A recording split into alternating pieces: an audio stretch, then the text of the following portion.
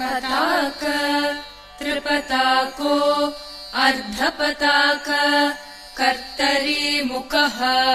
मयूरास्यो अर्धचन्द्रश्च अराळ शुकतुण्डकः मुष्टिश्च शिखराख्यश्च कपित्त कटकामुखः कटकामुखः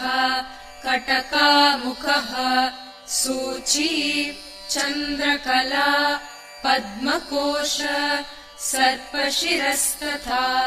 Mrigashirsha सिंहमुखः काङ्गुलश्च